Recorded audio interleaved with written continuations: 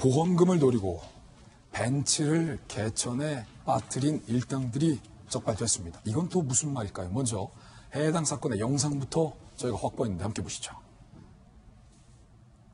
한밤중에 견인차 한 대와 그 뒤를 따르는 벤츠 차량.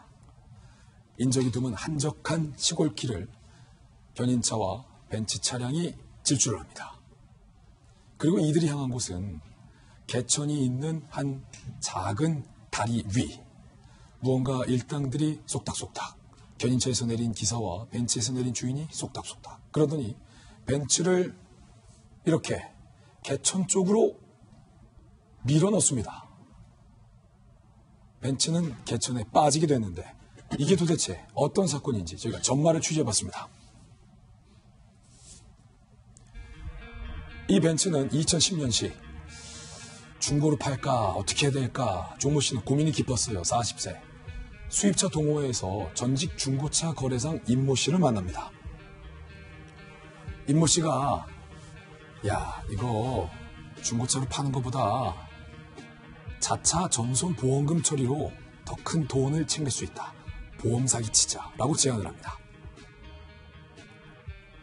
조 씨는 임 씨의 제안을 받아들여서 함께 범행을 모의했는데요. 인적 드문 장소를 물색해서 임 씨가 알고 있던 보험회사 현장 출동 직원 1명을 포섭해서 견인기사 2명까지 소개를 합니다. 조 씨는 자신의 벤츠 차량을 3m 높이 뚝 아래 개울물에 빠뜨린 뒤에 112에 신고를 하고 운전 미숙으로 사고가 발생했어요 라고 신고를 해서 보험금 6,500만 원을 타냅니다. 그런데 보험사의 사기 전담팀이 저 사고 장소와 소유주의 연고가 전혀 없다는 점, 그리고 스키드 마크 등 사고 흔적이 없다는 점을 의심해서 경찰 수사를 의뢰했고 보험 사기로 결론이 났는데 백 팀장님, 네. 중고차로 파는 것보다 보험사에 내 차가 빠졌어요 라고 돈을 피해 보상금을 받는 게 더 비쌉니까? 네. 이게 작년 12월 2일 날 인천에서 발생한 보험 사기 사건인데요. 사실 뭐 나중에 말씀 우리 손수호 변호사도 하시겠지만은 만약에 이 외제차라고 하더라도 이게 지금 고장이 나서 수리비가 훨씬 차값보다 높으면 많이 책정이 되면 보험사 입장에서는 차라리 잔손 보험금이라 해서 그 돈을 주고 폐차를 해버리는 게 낫단 말이죠. 예. 그렇기 때문에 이제 이걸 노린 건데 지금 이 사항도 보면 보험회사에는 보면 보험상의 추적 조사반이 있습니다. 근데 여기서 좀 흥미로운 걸 하나 말씀을 드릴게요. 지금 우리가 연간 그 건강보험심사평가원과 금감독원 그다음에 경찰청 이제 통계를 보면 연간 지급 보험금이 106조입니다. 그런데 보험 사기범들이 가져가는 돈이 한 6조 2천억 정도 돼요. 예. 그러니까 계산해 보면 좀 흥미롭죠. 우리 대한민국 한 가구당 2만 원 정도를 보험 사기꾼한테 주고요.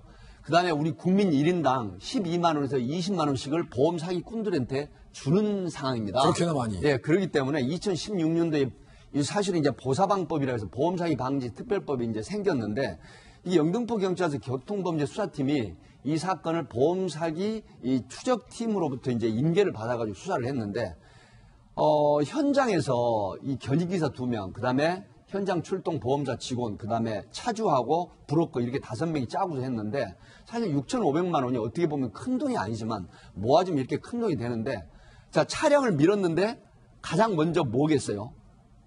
타이어 자국, 스키드 마크가 없다라는 게 이제 드러났는데 예. 또 중요한 건 뭘 발견했냐면 보니까 3m 아래 개천에 개펄이 있었어요. 예. 그런데 신고한 운전자가 보니까 뻘이 하나도 묻지 않은 거예요. 이걸 이상하게 생각을 한 거예요. 그래서 이제 보고서를 써가지고 영등포 경찰서 교통범죄 수사팀에 넘겼는데 영등포 경찰서 교통범죄 수사팀에서도 수사를 잘했어요. 그래서 결국 5명을 일망타진했는데 제가 앞에 말씀드린 수치 이런 걸 봐서 여죄가 더 있을 거다라고 해서 지금 여죄로 수사를 하고 있다고 합니다. 손수호 변호사님. 네.